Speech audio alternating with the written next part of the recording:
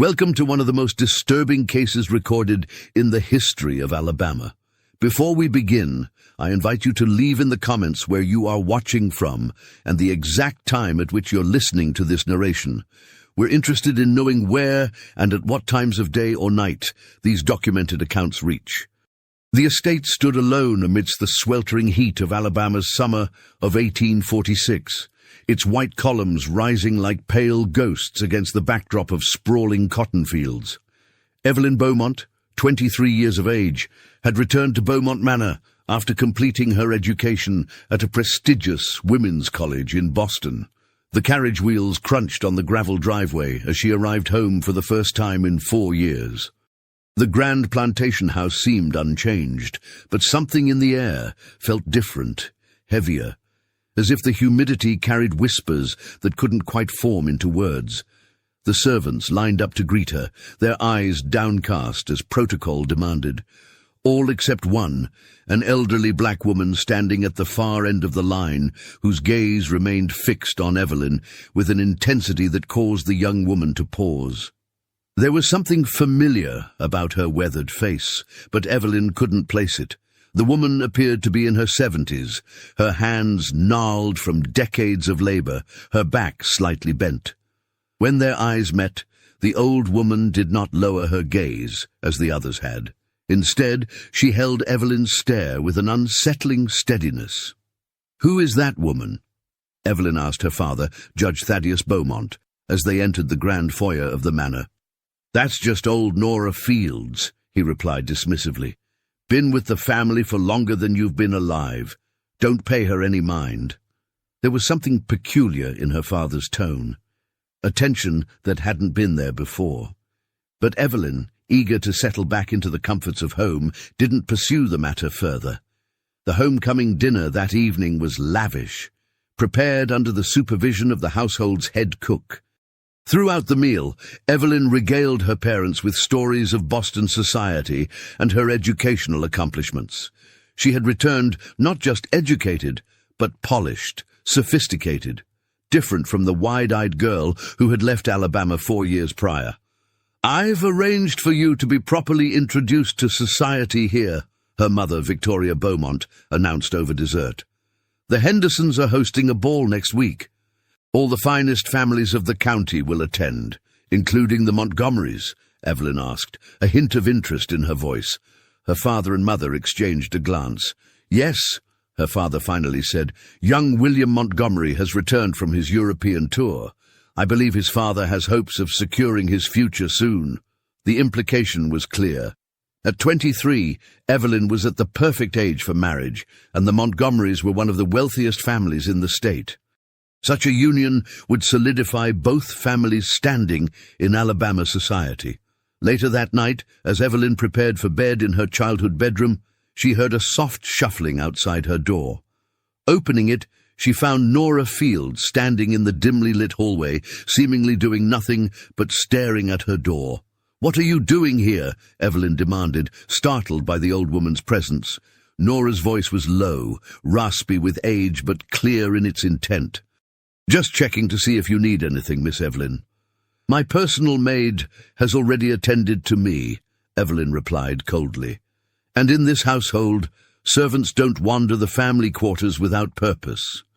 The old woman's expression remained unchanged, but something flickered in her eyes. "Of course, Miss Evelyn, I forget my place sometimes." She didn't move immediately, instead letting her gaze linger on Evelyn's face.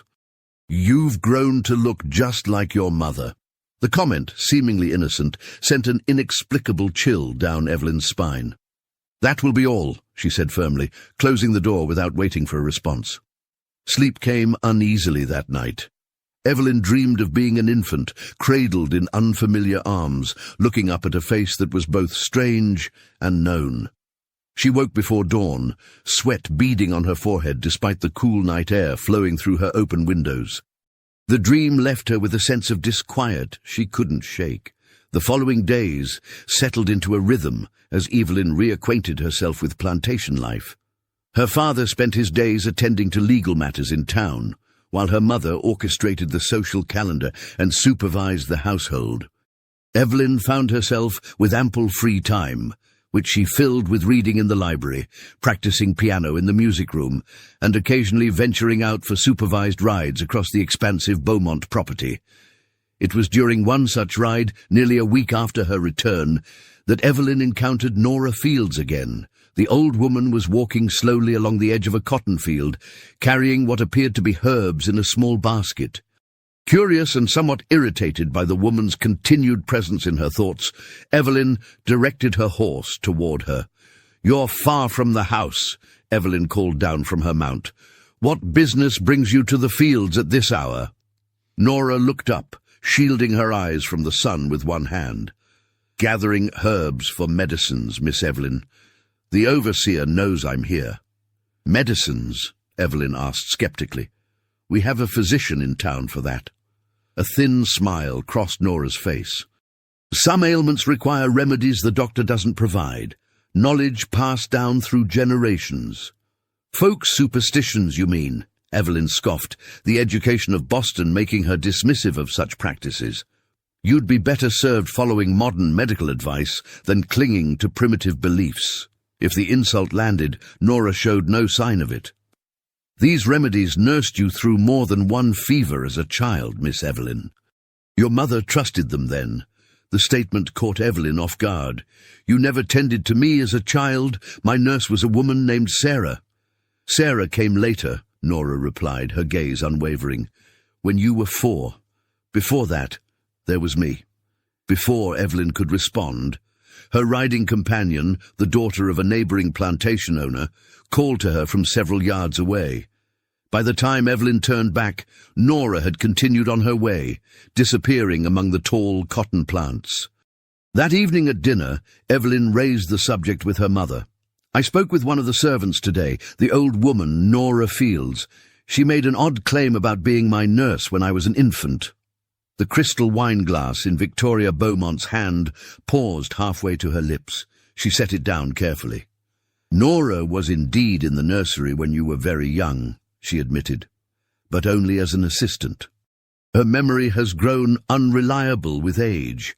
"She seemed quite certain," Evelyn pressed. "Enough about the servants," her father interjected sharply. "Tell us more about your plans for the Henderson ball. I've heard William Montgomery has been asking after you." The abrupt change of subject was unusual for her typically indulgent father, but Evelyn allowed the conversation to shift, filing away her mother's reaction for later consideration. The Henderson ball arrived, and with it, Evelyn's formal reintroduction to county society.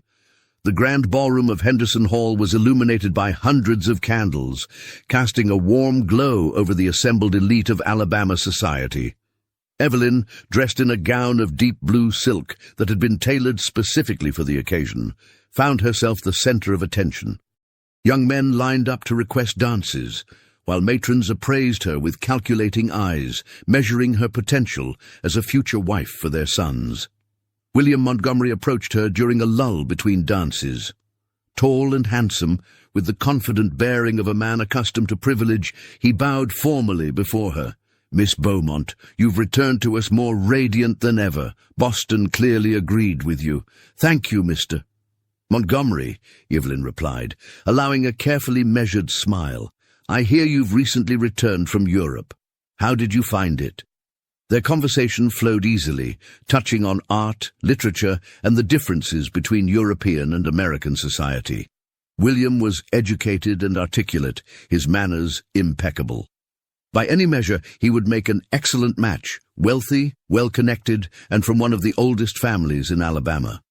Yet as they talked, Evelyn found herself distracted by a figure at the edge of the ballroom. Nora Fields, who had accompanied the Beaumont family as part of their household staff.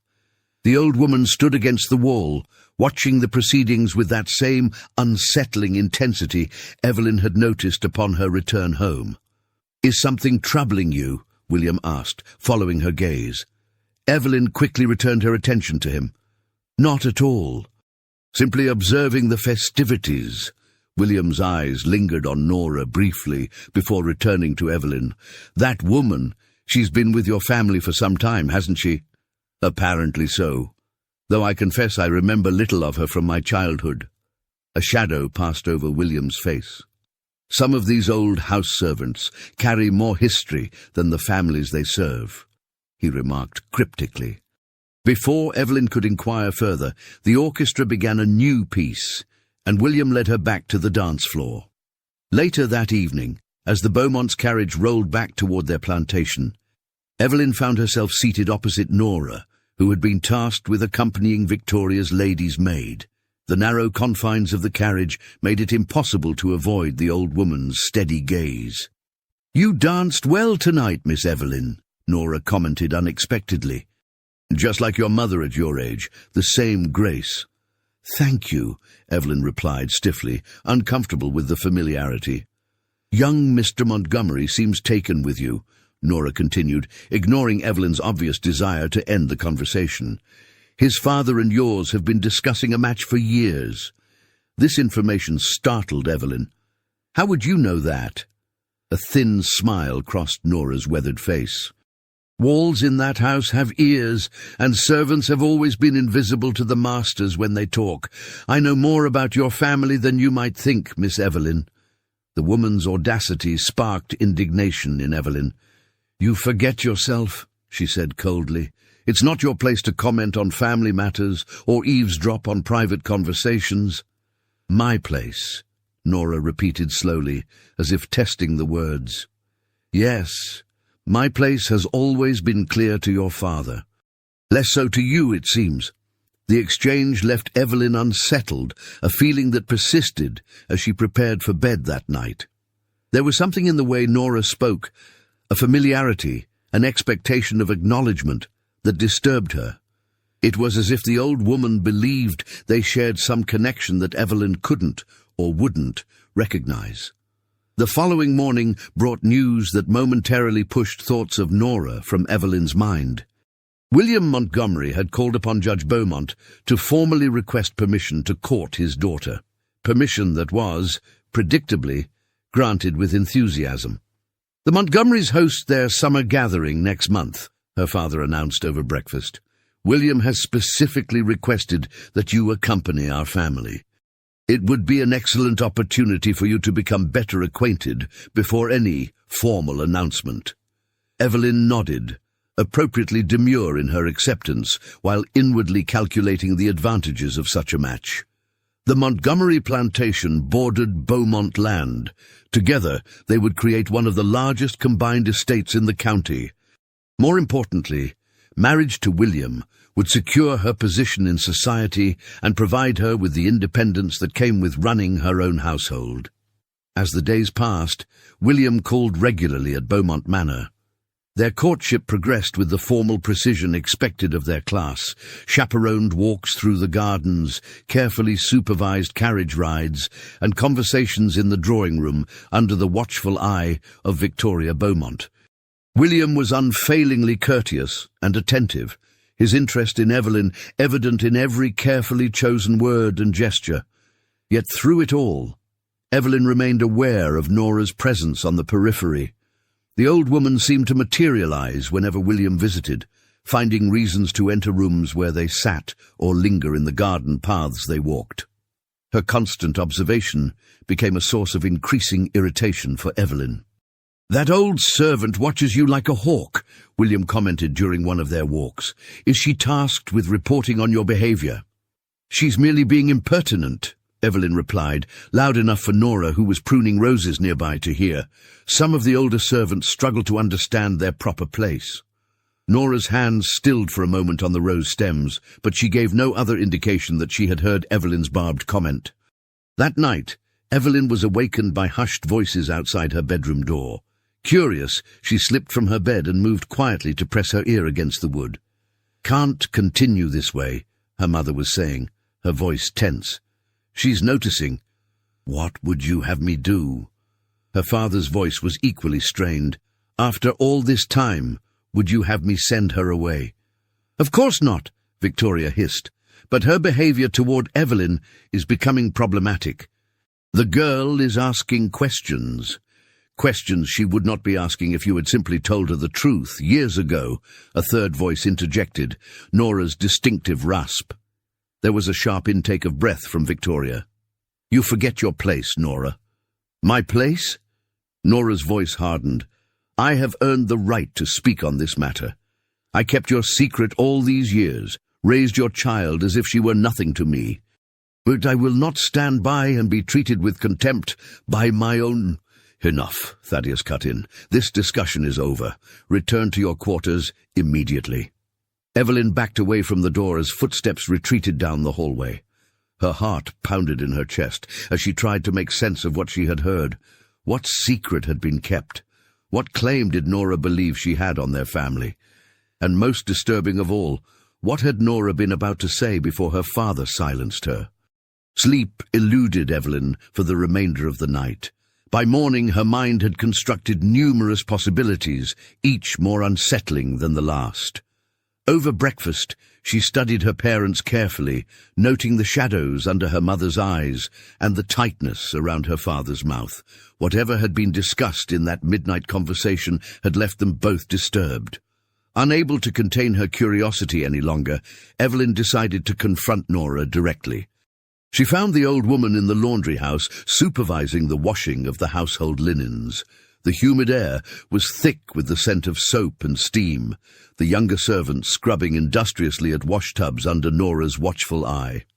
"I need to speak with you," Evelyn announced. "Privately."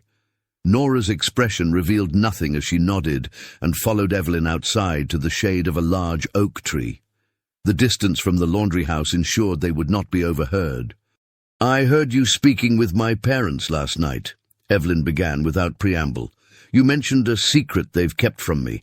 What were you referring to?" Nora studied her for a long moment before responding. "It's not my place to tell you that, Miss Evelyn." "You seemed eager enough to discuss it last night," Evelyn countered, "and you were about to claim some connection to me before my father stopped you. What is it you think gives you the right to involve yourself in my family's affairs?" A flash of something, pain perhaps, or anger, crossed Nora's face. "There are things about this family, about your family, that you don't understand. Things that were decided long before you were old enough to remember." "Then explain them to me," Evelyn demanded. Nora shook her head slowly. "That truth must come from your parents, not from me. But know this, there is a bond between us that cannot be severed, no matter how you might wish it so." Frustrated by the cryptic response, Evelyn felt her temper rising. "I am tired of your riddles and your presumption. You are a servant in this household, nothing more. Whatever delusions you harbor about your importance to our family are just that, delusions."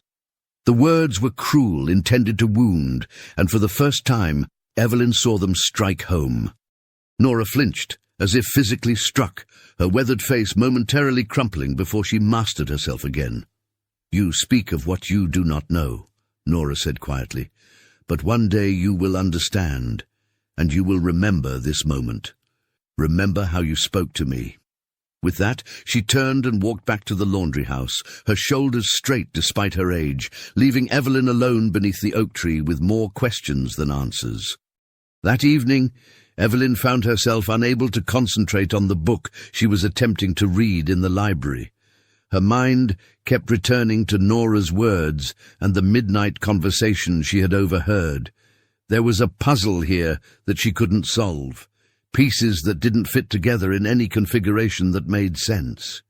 The sound of her father's study door opening down the hall caught her attention. Low voices murmured briefly, then footsteps approached the library. Evelyn looked up to find William Montgomery standing in the doorway, a troubled expression on his face. "William," she said, rising from her chair, "I wasn't expecting you this evening." "Forgive the intrusion," he replied, his usual smooth confidence noticeably absent. "I needed to speak with your father on a matter of some urgency." Something in his manner, a coolness that hadn't been present before, put Evelyn on alert. "Is everything all right?" "You seem disturbed." William hesitated, then stepped fully into the room, closing the door behind him. "Evelyn, there are rumors circulating in the county, rumors concerning your family that have recently come to my father's attention. Given the progression of our acquaintance, he felt it necessary to investigate their veracity." A chill settled in Evelyn's stomach. "What kind of rumors?" They concern the woman, Nora Fields. William's voice was carefully controlled. And a potential irregularity regarding her relationship to your family. The pieces suddenly began to align in Evelyn's mind. Nora's proprietary interest in her, the midnight conversation, her parents' evident discomfort whenever the old woman was mentioned. "What exactly are you suggesting?" Evelyn asked, though she feared she already knew. William would not meet her eyes.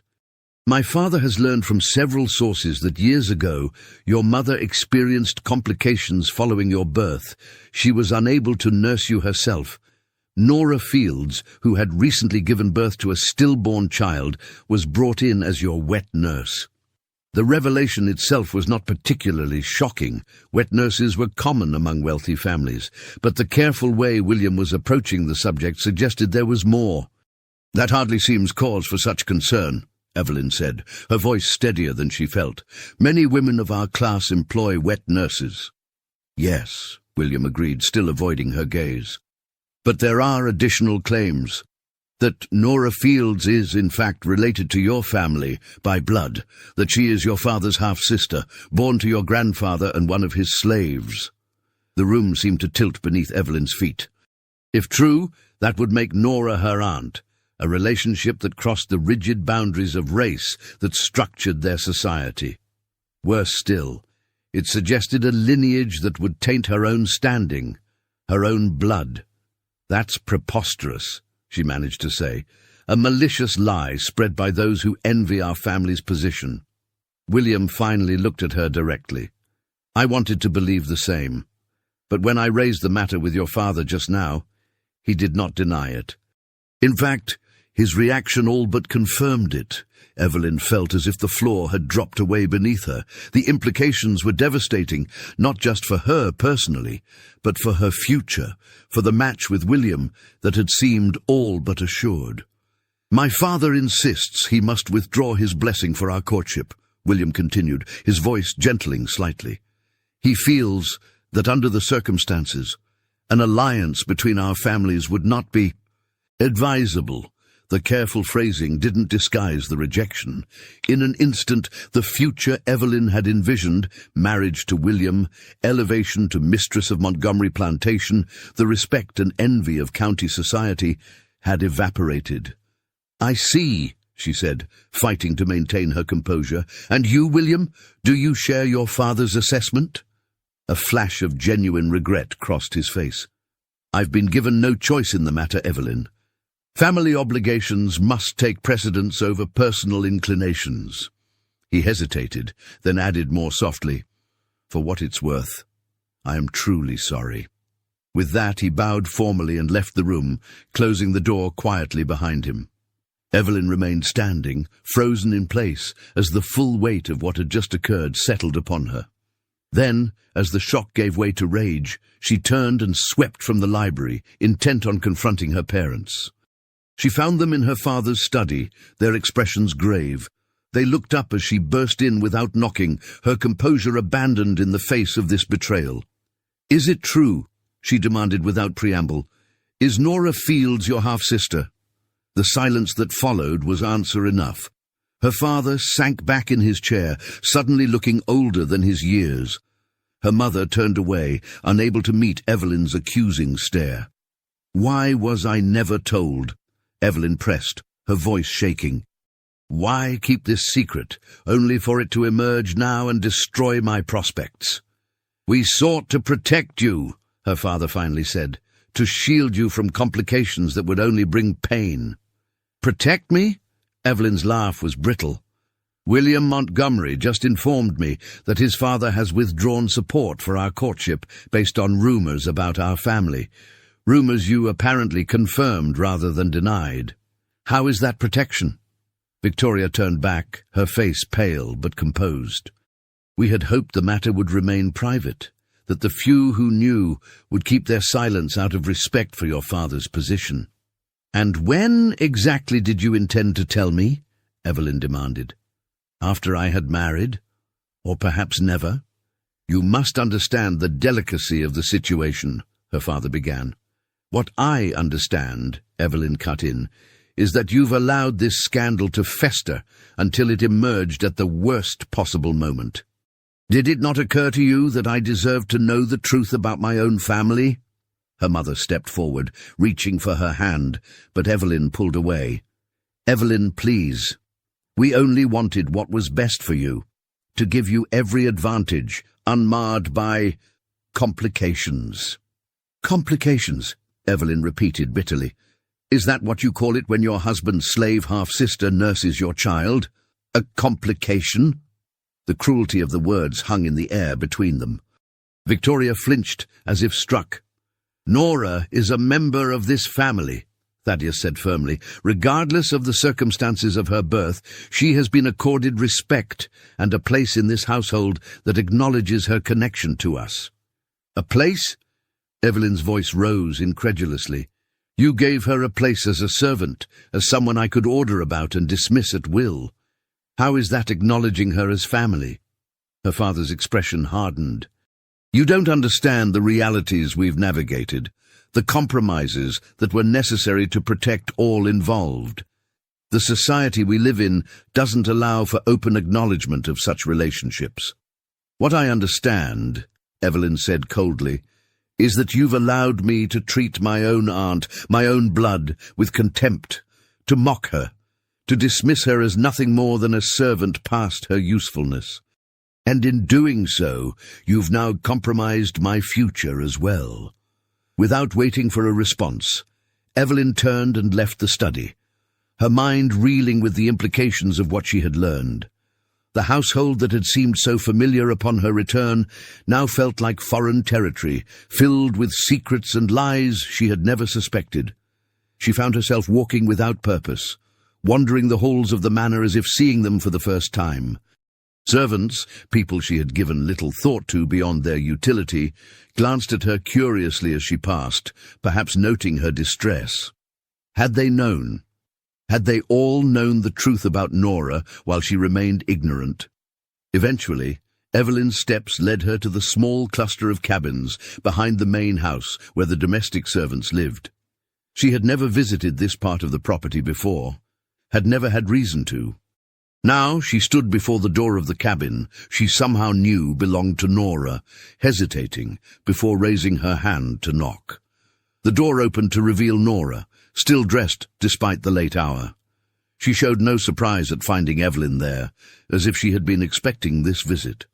"May I come in?" Evelyn asked, her voice stripped of its earlier arrogance. Nora stepped back silently, allowing Evelyn to enter the small, neat cabin. A single oil lamp cast warm light over the sparse furnishings, a narrow bed, a small table with 2 chairs, a chest for clothing. On the wall hung a simple cross, and beside it a small, faded daguerreotype in a wooden frame. Evelyn moved closer to examine the image. It showed a much younger Nora standing beside a seated white woman who was holding an infant.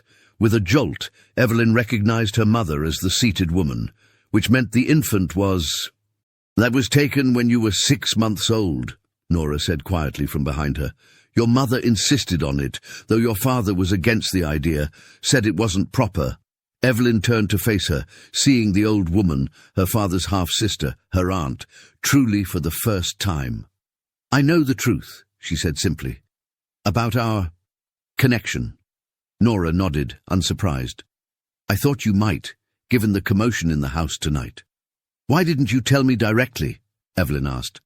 "All those times when you tried to speak to me, when you watched me, why not simply say who you were?" A sad smile touched Nora's lips. "It wasn't my place to tell you. Your parents made that clear from the beginning. They feared what such knowledge would mean for your future." "My future has already been compromised," Evelyn said bitterly. "William Montgomery's father has withdrawn his blessing for our courtship based on the rumors." "I'm sorry for that," Nora replied, and she seemed genuinely so. "Though I never thought him worthy of you." Evelyn sank into one of the chairs, suddenly exhausted. "All these years, I never knew. And you—" She looked up at Nora, truly seeing her for the first time.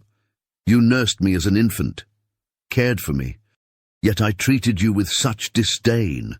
You didn't know. Nora said simply, taking the chair opposite Evelyn. "You were raised to see the world in certain ways, to see people like me in certain ways." "That's no excuse," Evelyn whispered. "I should have seen you as a person, regardless of our relationship." They sat in silence for a long moment, the weight of years of unspoken truths hanging between them. "Tell me about when I was an infant," Evelyn finally said. "Tell me what you remember." Nora's eyes softened with memory. "You were a strong baby from the start, determined. Your mother had a difficult delivery and couldn't nurse you herself. I had just lost my own child, a little girl who came too early into this world and couldn't stay. Your father asked me to be your wet nurse." She paused, her gaze distant. "In some ways, you saved me as much as I nourished you. Giving you my milk, holding you against my heart, it helped heal the wound of my daughter's passing." Evelyn felt tears prick her eyes at the simple telling. "And after, when I was older, I remained in the nursery until you were 4, when Sarah took over your care. By then you were old enough for a proper education befitting your station." The lack of bitterness in Nora's voice was perhaps the most painful thing of all.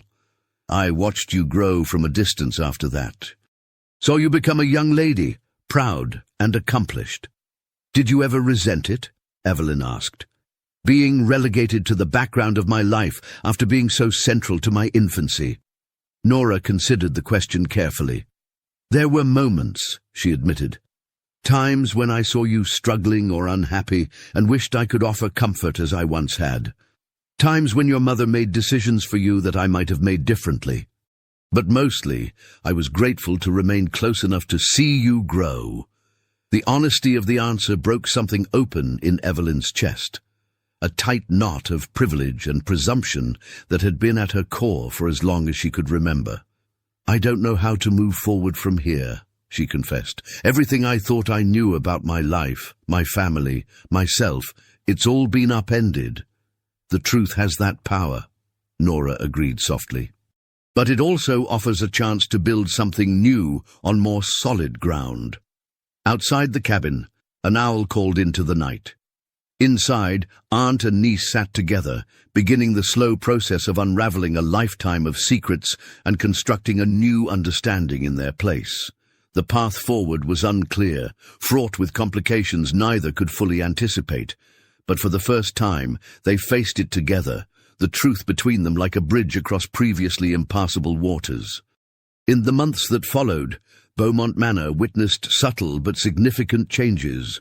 Nora Fields was quietly moved from the servants' quarters to a small room adjacent to the family wing, a change that raised eyebrows among the household staff, but went unchallenged due to Judge Beaumont's authority. Evelyn, her social prospects in the county diminished by the circulating rumors, withdrew from society gatherings, and instead devoted herself to extensive reading in her father's legal library. The relationship between Evelyn and Nora evolved gradually, cautiously.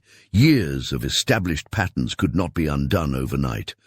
There were missteps and painful moments of realization as Evelyn confronted the depth of her previous prejudice. But there were also discoveries of shared traits, of common interests, of a family resemblance that now seemed obvious once Evelyn allowed herself to see it. By the spring of 1847, Judge Beaumont had made arrangements for Evelyn to travel north to Philadelphia, where distant cousins had agreed to introduce her to society there, a society somewhat more tolerant of complicated family histories than the rigid social structure of Alabama. Before her departure, Evelyn visited Nora's new quarters, bringing with her a small wooden box. "I want you to have this," she said, placing the box in Nora's hands. Inside lay the cameo brooch Evelyn had worn on her return from Boston, a piece of jewelry her mother had given her to mark her coming of age. "I can't accept this," Nora protested. "It's too valuable." "Its value lies in what it represents," Evelyn replied firmly. "A recognition of our connection. A promise that no matter where I go, I carry the truth of our family with me." Nora's weathered fingers closed around the cameo. "Then I accept it in that spirit." As Evelyn prepared to leave, Nora spoke again, her voice soft but clear. Your grandfather, our father, would never acknowledge me publicly, but in private moments when no one else could see, he would call me daughter. Just once, before you go, I would like to hear you call me aunt." Evelyn turned back, seeing in Nora's eyes the weight of a lifetime of denied recognition. "Goodbye, Aunt Nora," she said, the words strange yet right on her tongue. "I will write to you from Philadelphia." The promise was kept. Letters passed between them regularly in the years that followed. Letters that Nora, who had taught herself to read despite laws prohibiting literacy among slaves, treasured and preserved. When Judge Beaumont died in 1853, his will contained a provision that granted Nora her freedom and a small annuity, a public acknowledgement, finally, of her place in the family. Evelyn never returned permanently to Alabama. She married a Philadelphia physician in 1849 and established herself in Northern society, where her complicated family history became a carefully managed secret rather than a defining scandal. But she returned to Beaumont Manor for visits, bringing her children to meet their great-aunt Nora, ensuring that the next generation would know the truth from the beginning. The story of Evelyn Beaumont and Nora Fields might have been forgotten entirely, relegated to the shadows of history, like so many similar stories from that era. But in 1964, during renovations to the old Beaumont Manor, a collection of letters was discovered concealed within a wall cavity, letters that detailed the relationship between the white plantation daughter and her black aunt. The correspondence, spanning more than 20 years, offered a rare first-hand account of a family that had navigated the treacherous waters of race, blood ties, and societal expectations in the antebellum South. Historians who studied the letters noted one particular passage written by Evelyn to Nora in 1857. "I often think of that summer when I returned from Boston, so full of pride and ignorance. How differently I might have acted had I known then what I know now. The greatest cruelty I've come to believe is not in deliberate malice, but in the casual dismissal of another's humanity. For that, though you've long forgiven me, I continue to seek atonement through how I live and what I teach my children." The Beaumont Fields letters, as they came to be known, were donated to the State Historical Society, where they remain to this day, a testament to the complex humanity that existed within the brutally rigid social structures of the antebellum South. The final letter in the collection, dated October 1861, just as the Civil War was beginning to tear the nation apart, contains what historians believe to be Evelyn's last written words to her aunt. "As our country descends into the madness of war, I find myself thinking of that summer night in your cabin, when the truth finally emerged from shadows. How many other truths remain concealed beneath the veneer of our society? How many other families carry similar secrets? Perhaps the terrible conflict now upon us will ultimately break open more than just the institution of slavery. Perhaps it will also break open the silence that has allowed so many falsehoods to masquerade as natural order." Nora Fields died in 1863 at the estimated age of 93, having lived to see the Emancipation Proclamation but not the end of the war. According to local church records, Evelyn returned to Alabama for her funeral, a journey of considerable risk during wartime, and arranged for Nora to be buried not in the segregated cemetery for slaves and free blacks, but in a small plot of land adjacent to the Beaumont family cemetery. The headstone, modest but dignified, bore the inscription, "Nora Fields, beloved aunt and faithful guardian." The discovery of these records in 1962 sparked considerable controversy in the local historical community. Some dismissed the story as impossible, a fabrication or misinterpretation of the documentary evidence. Others pointed to similar cases throughout the South where blood ties crossed racial boundaries, creating family connections that defied the social order while remaining largely invisible to historical record. What is certain is that the renovation work that uncovered the letters also revealed something else, a small hidden compartment beneath the floorboards in what had once been Nora's room in the family wing. Inside was a carefully preserved baby gown of fine cotton and lace, the kind worn by infants of wealthy families for their christening. Pinned to it was a note in Nora's handwriting. Worn by Evelyn Ann Beaumont, September 3, 1823. The day I first held her to my heart. The careful preservation of this garment, its concealment within the very structure of the house, speaks to both the depth of Nora's attachment and the necessity of keeping such sentiments hidden. What remains unclear from the historical record is whether Victoria Beaumont, Evelyn's mother, was fully aware of the blood relationship between her husband and Nora when she selected her as wet nurse for her infant daughter. Some historians suggest that the choice may have been deliberate on Judge Beaumont's part, a way of acknowledging his half-sister while maintaining the public fiction of her status as merely a house servant. In a journal entry dated 1858, Evelyn wrote, "Mother confessed to me today that she had indeed known of father's relationship to Nora from the beginning of their marriage.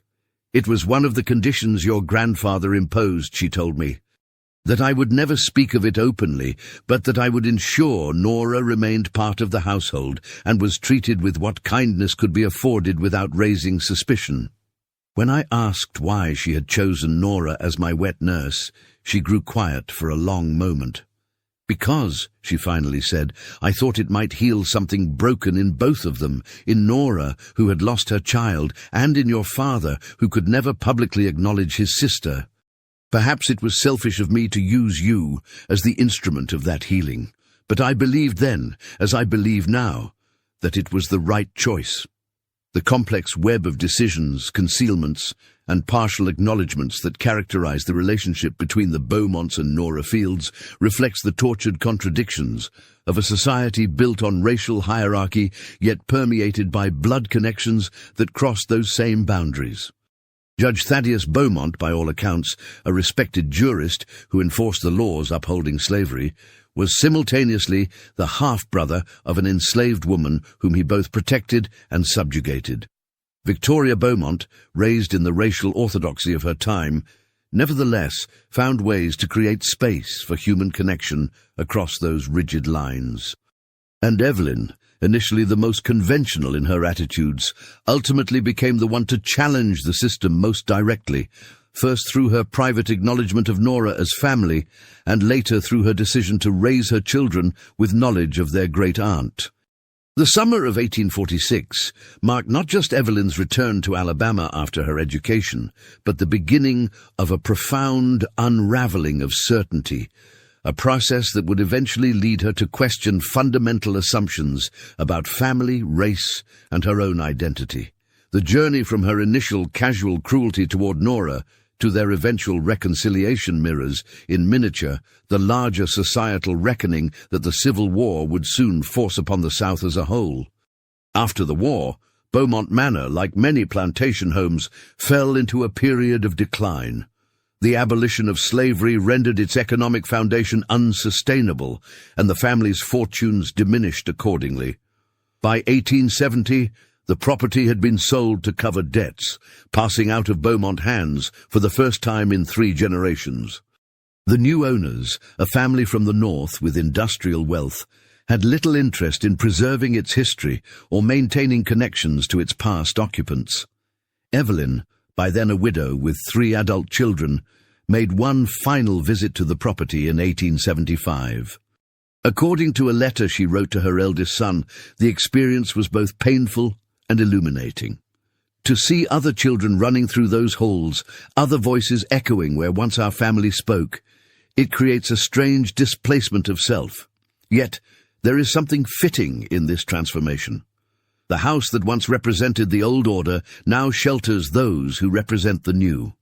And perhaps it is better this way, that the stones and timbers outlive the systems of thought that raised them, becoming vessels for different dreams, different possibilities.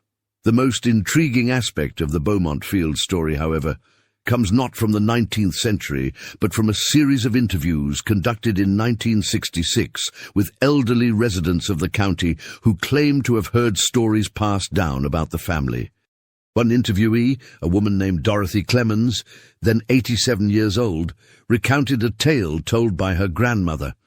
"My grandma used to say that when they was tearing down parts of the old Beaumont place for renovation back in 1920 or thereabouts, they found something strange in the wall of what used to be the nursery. A little cloth doll, real old-fashioned, with two faces stitched onto it, one side white, one side black. And pinned to it was a little piece of paper with some writing nobody could make out. It was so faded. The foreman took it home meaning to show somebody from the Historical Society, but that night his house caught fire and burned clean to the ground.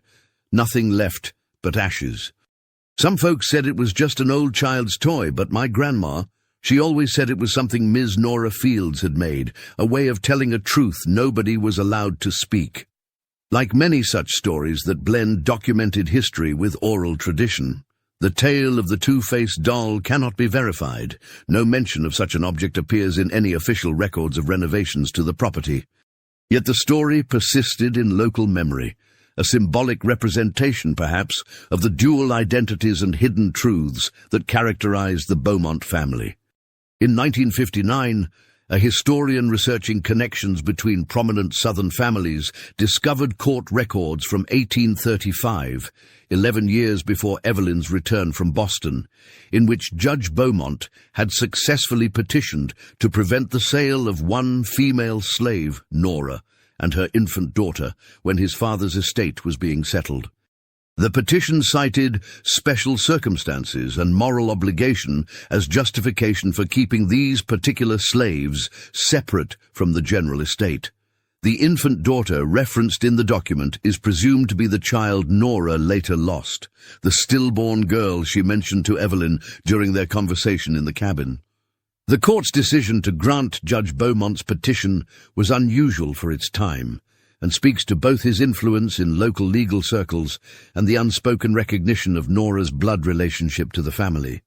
This document, when considered alongside the later discovery of the Beaumont Fields letters, provides a more complete picture of the judge's complicated position, enforcing the very legal system that enslaved his half-sister, while simultaneously working within that system to offer her what limited protection he could.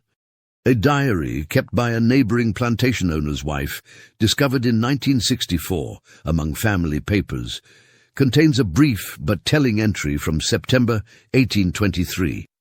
Called upon Victoria Beaumont to pay respects after the birth of her daughter. Found her in good spirits, though still weak.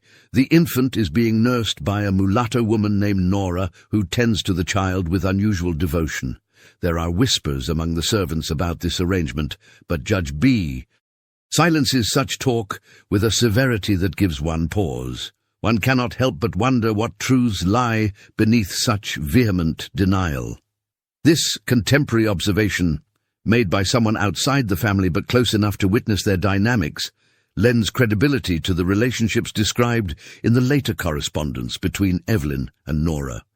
It suggests that even at the time of Evelyn's birth, there were suspicions about Nora's connection to the Beaumont family, suspicions carefully managed through Judge Beaumont's authority and the willingness of white society to maintain comfortable fictions rather than confront uncomfortable truths.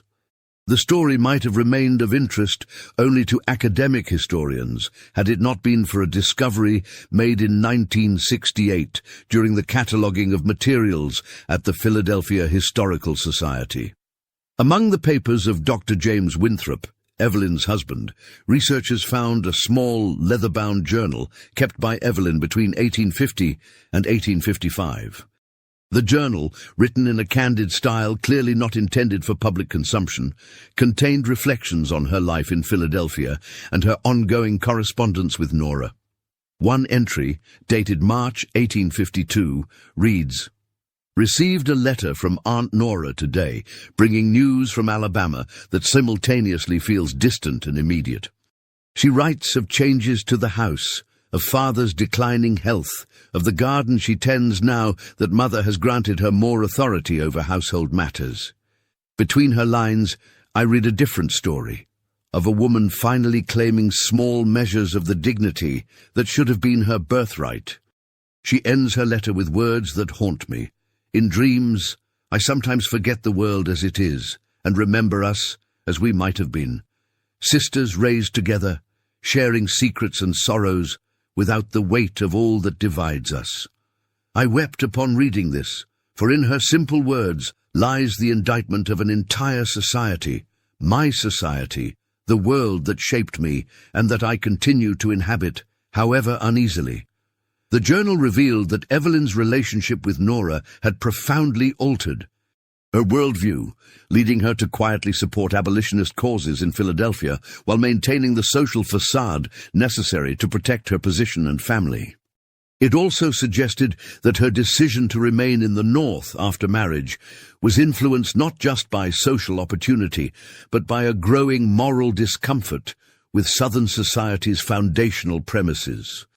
Perhaps most significantly, the journal confirmed that Evelyn had indeed told her children about Nora, introducing her not as a former slave, but as your grandfather's sister, your great-aunt, a woman of remarkable strength and dignity.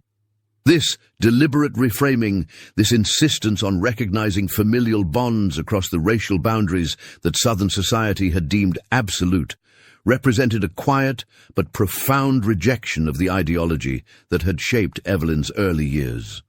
The final pages of Evelyn's journal, written after Nora's death in 1863, contain a passage that historians have cited as particularly revealing. With Aunt Nora's passing, a chapter of our family history closes, a chapter written in whispers and shadows, in glances and silences, in truths acknowledged only in the most private moments. But I am determined that what follows will be different. My children will know her name, her story, her place in our family. They will know that their blood is not the pure stream of European ancestry that society prizes, but a river with many tributaries, some deliberately erased from the map. And perhaps in this knowing, they will find their way to a more honest relationship with both past and future. This determination to acknowledge, rather than erase the complex racial history of her family, set Evelyn apart from many of her contemporaries, who often went to extraordinary lengths to conceal or deny such connections. Her choice was not without cost. Certain sectors of Philadelphia society remained closed to her, and her husband's medical practice reportedly lost patients when rumors about Nora's relationship to the family occasionally surfaced. Yet according to letters exchanged between Evelyn and her eldest son in the 1880s, she never regretted her decision to honor the truth of her family's history. The discoveries at Beaumont Manor in 1964 coincided with a period of intense civil rights activism in Alabama and throughout the South. For many, the story of Evelyn Beaumont and Nora Fields served as a powerful reminder of the artificial nature of racial categories that had been presented as immutable, a historical example of how blood ties crossed the very boundaries that society insisted were absolute. The revelation that prominent white families like the Beaumonts had black relatives was hardly surprising to the black community, who had preserved such knowledge through oral history even when written records were destroyed or concealed. But the documentation provided by the Beaumont Fields letters offered irrefutable evidence that complicated the historical narrative many white Alabamians had been raised to believe. In 1965, when the letters were first publicly exhibited at the State Historical Society, visitors' reactions ranged from denial to fascination to profound discomfort. One elderly woman was overheard remarking, "My grandmother always said the old families had secrets darker than anyone would speak of." Seems she was right all along. A young civil rights activist, interviewed by a local newspaper, observed, "These letters just prove what we've always known, that the lines they drew between black and white were lines in sand, not in stone."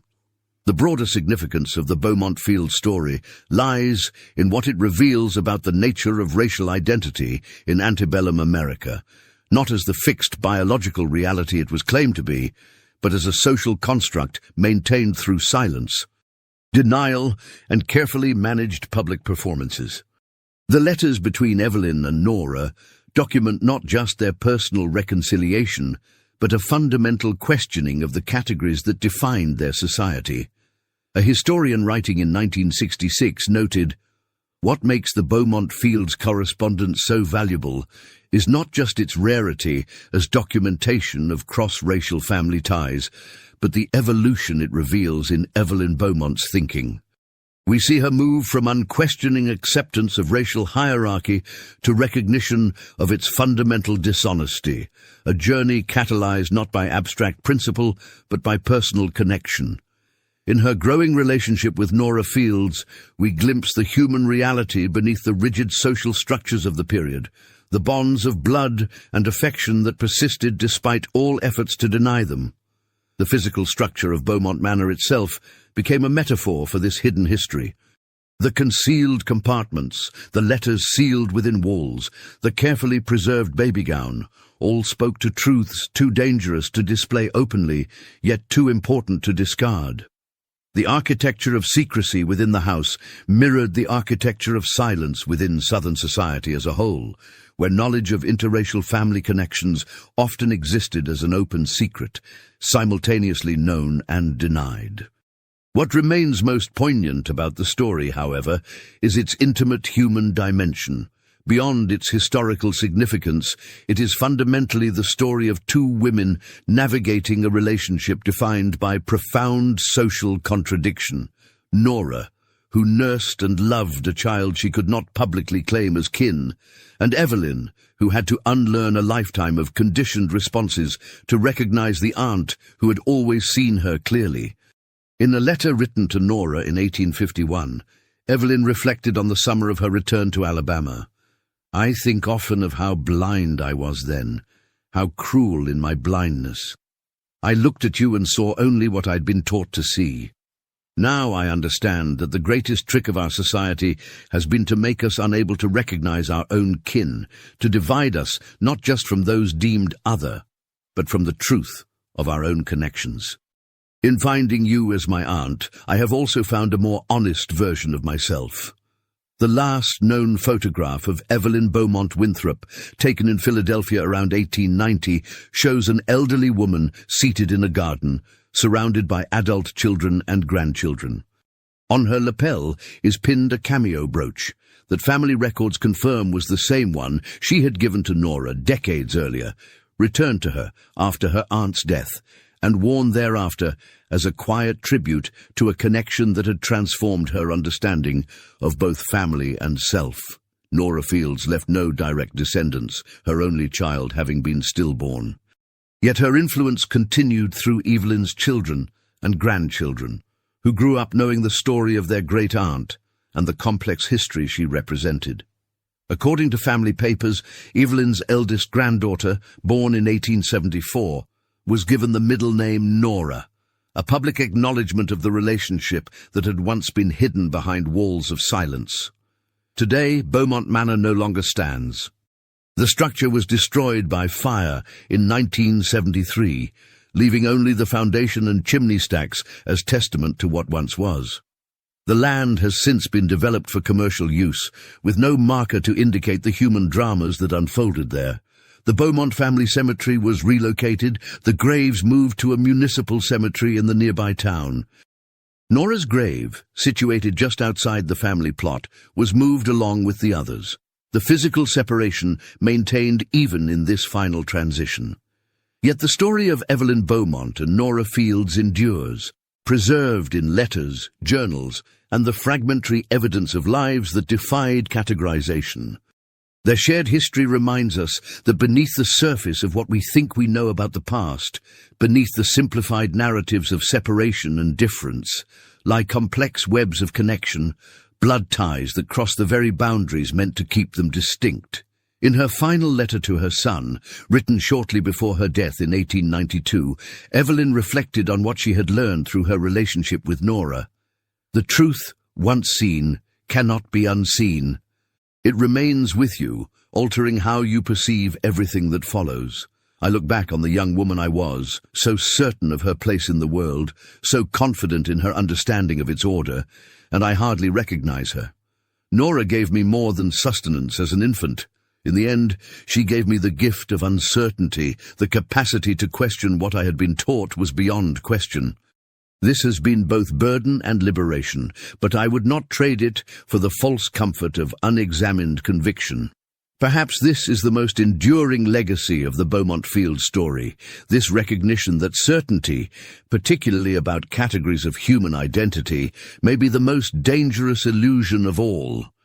In the evolving relationship between a plantation daughter and the aunt she was taught to see as a servant, we glimpse the possibility of recognition across boundaries designed to prevent precisely such connection. A reminder that the rigid structures of society, however immutable they may appear, are ultimately vulnerable to the simple, revolutionary power of human acknowledgement.